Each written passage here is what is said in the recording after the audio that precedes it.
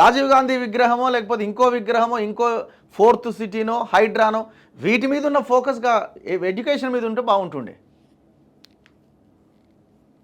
దీంట్లో ఒక 10% మీరు దీనికి కేటాయించిన దాంట్లో ఒక 10% సమయాన్ని విద్య కోసం కేటాయిస్తే ఒక జనరేషన్ బాగుపడుతుంది. ఎక్కడిది మనకు ఆలోచన? సచివాలయమే సముచితం, తెలంగాణ తల్లి విగ్రహం అక్కడే ఏర్పాటు, డిసెంబర్ 9వ తేదీన ప్రతిష్టాపన, రాజీవ్ ముందు చూపుతోనే దేశ ఆర్థిక పురోగతి, ఆయన విగ్రహం పెడతామంటే విమర్శల, బీఆర్ఎస్కు మళ్ళీ అధికారం కల్ల, మాజీ ప్రధాని జయంతి సభలో సీఎం రేవంత్ రెడ్డి. ఇప్పుడు నేను అంటున్నా, రాజీవ్ గాంధీ విగ్రహం పెట్టినా తెలంగాణ తల్లి విగ్రహం పెట్టినా వచ్చే ప్రయోజనం ఏమైనా ఉన్నదా? ఈ విగ్రహాలలో లేదండి, నాకు అర్థం కాదు. ఒకరినొకరు తిట్టుకుంటా ఉన్నారు. జనం సమస్యల మీద మాట్లాడండి. రైతు రుణమాఫీ చాలామందికి కాలేదు, దాని మీద మాట్లాడండి. రైతు బంధు రాలేదు, దాని మీద మాట్లాడండి. ఇప్పటిదాకా చదివిన ఎడ్యుకేషన్ టీచర్లు లేరు, దాని మీద మాట్లాడండి. హైదరాబాద్లో వరదలు వచ్చి నిన్న మొన్న కూడా మునిగిపోతుంది హైదరాబాద్, దాని మీద మాట్లాడండి. ఈయన విగ్రహం పెడతామన్నాడు, వాళ్ళు తొలగిస్తామన్నాడు. ఇప్పుడు 4 ఏళ్ల తర్వాత ఎప్పుడో ఎలక్షన్లు ఉన్నాయి, 4 ఏళ్ల తర్వాత వచ్చినాక తొలగిస్తారట. ఆయన పెద్ద స్టేట్మెంట్ దానికి వీళ్ళు మళ్ళీ కౌంటరు. ఇదేం లొల్లండి మీది? ఈ విగ్రహాలతో ఏం వచ్చేదేంది పోయేదేంది? ఏ విగ్రహం పెడితేంది పెట్టకపోతేంది? ఇప్పుడు ఆడ రాష్ట్రం నాశనమైంది 10 ఏళ్ళు, కానీ జనం అరై బాగు చేసడేమని మీకు అధికారం ఇస్తే ఈ విగ్రహాల చుట్టూ తిరుగుతారేంది, భూముల చుట్టూ? డాక్టర్ బిఆర్ అంబేద్కర్ రాష్ట్ర సచివాలయ ఆవరణలో తెలంగాణ తల్లి విగ్రహాన్ని ఏర్పాటు చేయాలని ప్రభుత్వం నిర్ణయించినట్లు ముఖ్యమంత్రి రేవంత్ రెడ్డి ప్రకటించారు. తెలంగాణ తల్లి విగ్రహానికి రాష్ట్ర అధికార పీఠమైన సచివాలయమే అన్ని విధాలుగా సముచితమైన స్థానమైనందున అక్కడే సగౌరవంగా ప్రతిష్ఠిస్తామని స్పష్టం చేశారు. ఈ ఏడాది డిసెంబర్ 9వ తేదీన విగ్రహ ప్రతిష్టాపన కార్యక్రమం నిర్వహిస్తామని ప్రకటించారు. నిన్న రాజీవ్ గాంధీ జయంతి, వీళ్ళ రాశిరి చూడరి ఏమని, రేవంత్ రెడ్డి భాష మీద, బడి పిల్లల ముందు బజారు భాష, స్థాయిని మరిచి సీఎం రేవంత్ చిల్లర మాటలు, కేసీఆర్పై అసభ్య వ్యాఖ్యలు. Who is KCR? ఆయనది కూడా బూత్ పుస్తకమే కదా. 100 పేజీలు కేసీఆర్ రాస్తే ఫస్ట్ పేజీ నుంచే స్టార్ట్ అవుతుంది. Booth Puranam written by KCR అని ఒక్కొక్క పదం ఉంటుంది అందులో. లంగా, దొంగ, లఫంగి ఇవన్నీ ఆయనే కదా. తెలంగాణలో బజారు భాషను కనిపెట్టిందే కేసీఆర్. తెలంగాణలో ఇట్లాంటి వాళ్ళు మాట్లాడడానికి ఆర్జ్యం పోసింది కేసీఆర్. ఇంకా ఆయనన్న మిమ్మల్ని తెచ్చిండు. మీరు ఏదైతే బజార్ భాష అని ఈ ముఖ్యమంత్రిని అని అంటున్నారో ఆ ముఖ్యమంత్రి మిమ్మల్ని తెచ్చిండు. ఏకంగా మీరు జనాన్నే తిట్టిరు. ఎన్ని వీడియోలు లేవు? ఈ నాగార్జున సాగర్ బై ఎలక్షన్లో మహిళలు ప్లకార్డులు పట్టుకొని వస్తే కుక్కలు అన్నారు. మహిళలను ఉద్దేశించి, ఎవరు? ముఖ్యమంత్రి హోదాలో. జర్నలిస్టులను ఉద్దేశించి ఊకోవా, ఇదివా ఏం మాట్లాడుతున్నావా అని ఇష్టం వచ్చినట్టు ప్రెస్ మీట్లలోనే తిడితిరి. ఒక్కసారి ఈ వార్త రాసే ముందు కేసీఆర్ పుస్తకాన్ని ఒకసారి ఓపెన్ చేయండి. ఎవరిది బజార్ భాష? అందరిది బజార్ భాషనే. ఎవరు సక్కం ఇలా? నువ్వు తిట్టా, నేను తిట్టా, ఇదే పనే.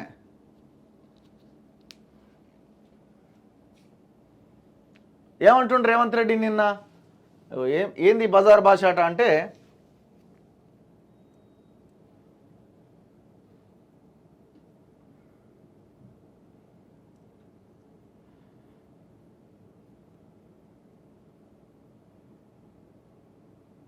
ఏడున్నాడు?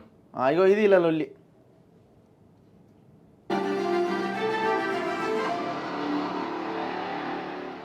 అక్కడే క్రియేట్ చేయడం. కేసీ ఆనాడు దశాబ్ది ఉత్సవాల్లోనే నిర్ణయం తీసుకున్నాం అక్కడ తెలంగాణ తల్లిని ప్రతిష్ఠించాలని. కానీ ఈరోజు కాంగ్రెస్ పార్టీ ఎంత ఇప్పుడు మరి తెలంగాణ తల్లి విగ్రహం పెట్టాలంటుండు. మరి 10 ఏళ్ళకి ఏం చేసిండు? 10 ఏళ్ళు గడబెట్టి సెక్రటరీ కట్టంగానే ఏం చేసిండు?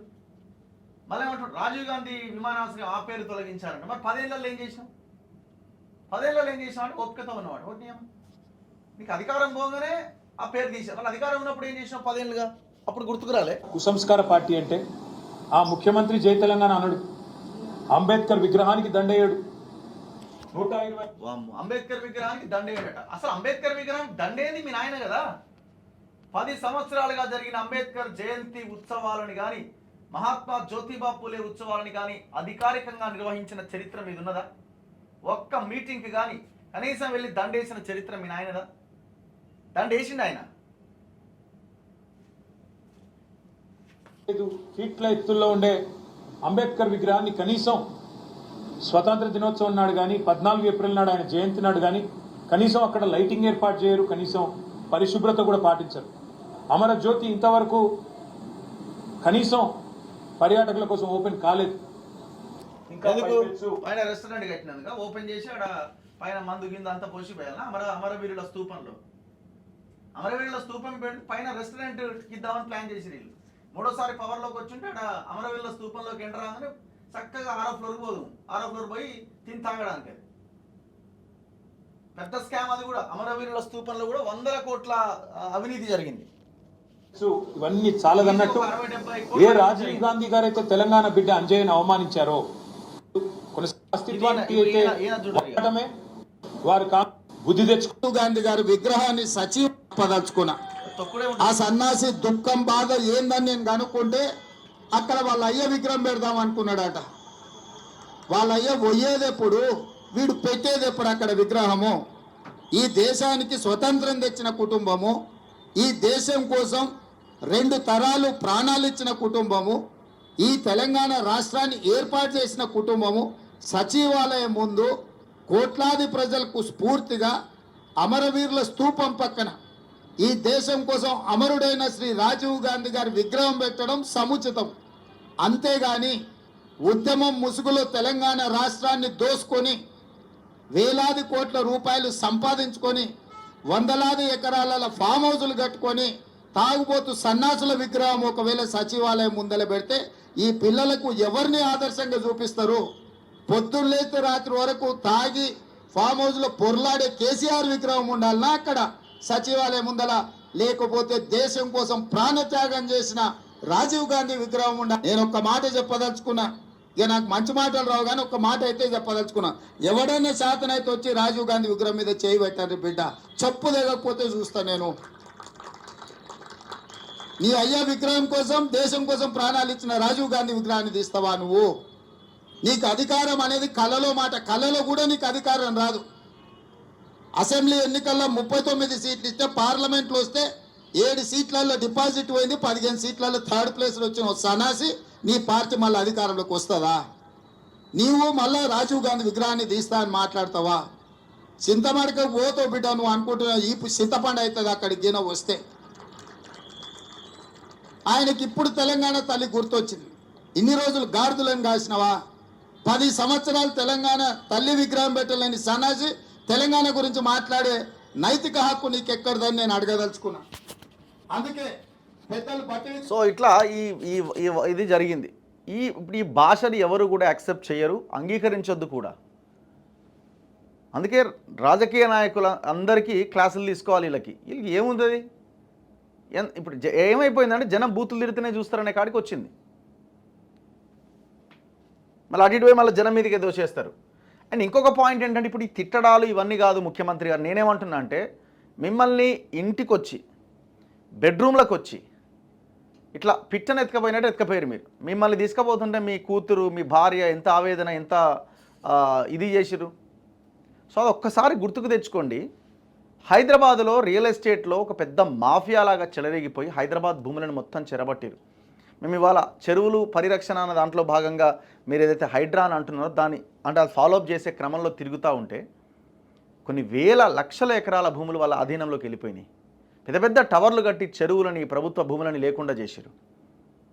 మేము వాసవి సరోవర్ కాడికి పోతే యాక్చువల్గా మేము చెరువు కబ్జా చేసిన అనుకున్నాం. గవర్నమెంట్ ల్యాండ్లో కట్టిండు, మొత్తం గవర్నమెంట్ ల్యాండ్లో కట్టిపడేసిండు. సో ఇట్లాంటివి ఉన్నాయి. మరి మీరు అందులో ఎవరున్నారంటే ఈయనే వెళ్తాడు.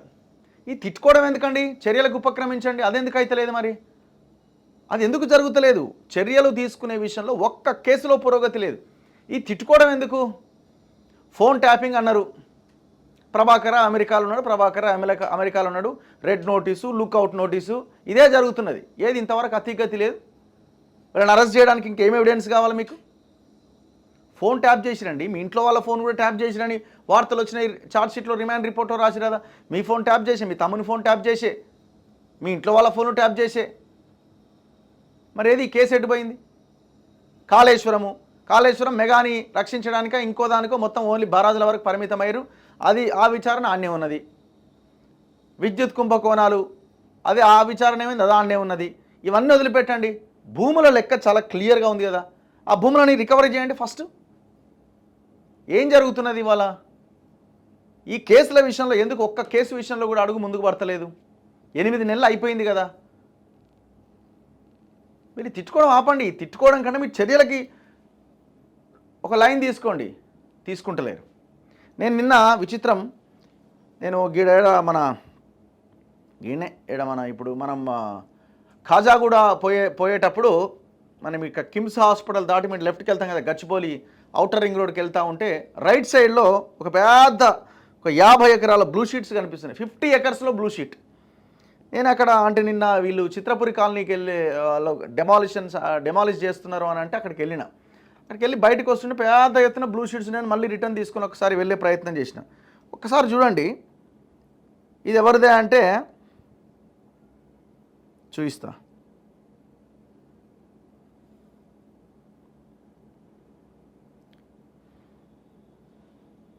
ఎవరి పేరు చెప్తున్నారు? ఇప్పుడు ఈ లిక్కర్ స్కామ్లో అరెస్ట్ అయ్యింది కదా శరత్ చంద్రారెడ్డి, అరబిందో ఫార్మా డైరెక్టర్ శరత్ చంద్రారెడ్డి దాదాపు ఒక 50 ఎకరాల బ్లూ షీట్స్ వేసిండు.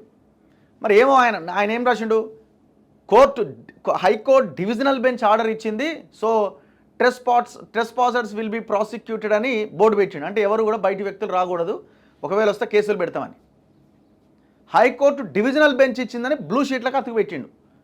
ఈ మూల నుంచి మొదలు పెడితే ఆ మూల దాకా దాదాపు ఒక 1/2 కిలోమీటర్ ఉన్నది. ఒకసారి చూడండి ఎక్కడి నుంచి వచ్చిన వాళ్ళకి ఈ భూములు. దీని మీద ఎవ్వరు మాట్లాడొద్దట. అంటే మనకి డేటా తీస్తున్నాము.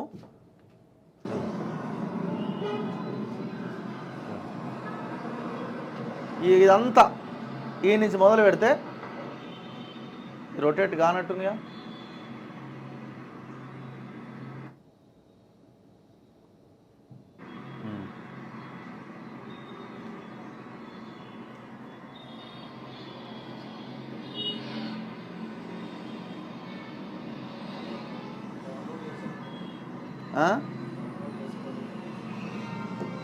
డౌన్లోడ్ చేయాలనా? డౌన్లోడ్ ఇలా కాదుగా.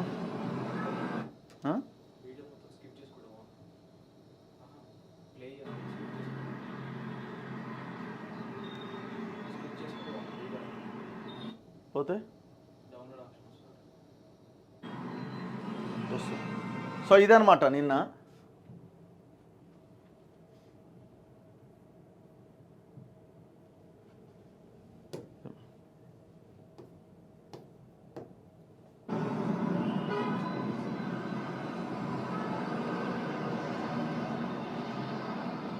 దాదాపు ఒక 50 ఎకరాలు అటు ఇది.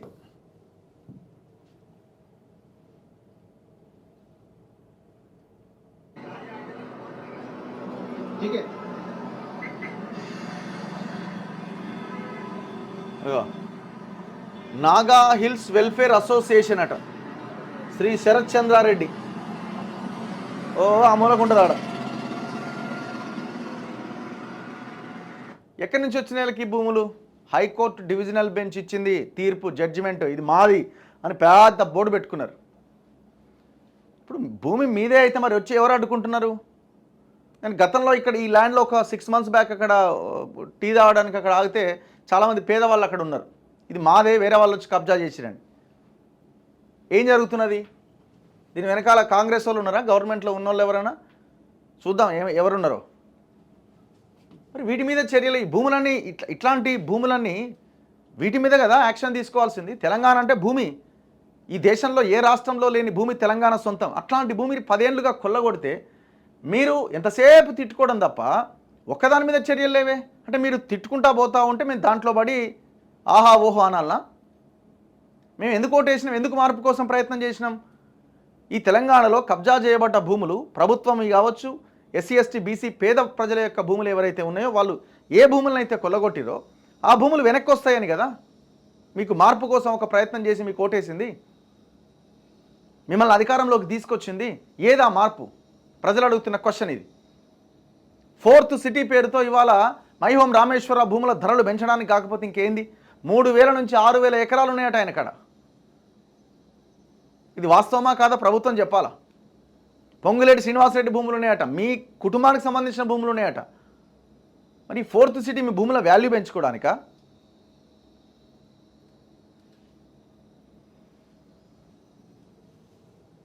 మేము అడుగుతున్న క్వశ్చన్ ఒకటి, ఇంతవరకు ఎందుకు ఒక్క కేసు విషయంలో కూడా ఈ ఫ్యామిలీ మీద చర్యలు మీరు తీసుకోలేదు? దీనికి ఏం ఆన్సర్ ఉంది మీ దగ్గర?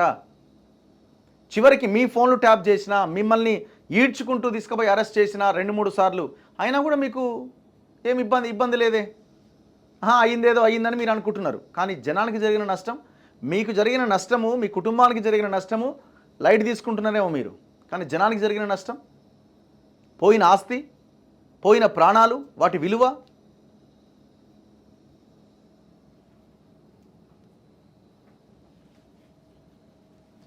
అందరూ కలిసి రియల్ ఎస్టేట్ చేస్తున్నారు తెలంగాణలో. మీరు అనుకుంటున్నారు, మనం అనుకుంటున్నాం, చాలామంది అనుకుంటున్నారు, చాలా గొప్పగా మాట్లాడుతున్నారు, అన్ని పార్టీల్లో ఉన్న లీడర్లు అంతా కలిసి రియల్ ఎస్టేట్ మాఫియాని నడిపిస్తున్నారు. పొద్దుగాల తిట్టుకుంటారు, రాత్రిపూట కలుస్తారు, కేఫ్లల్లా లేకపోతే ఇండ్లల్లా, గెస్ట్ హౌస్లల్లా కలుసుకొని రియల్ ఎస్టేట్ దందా చేస్తారు వీళ్ళంతా.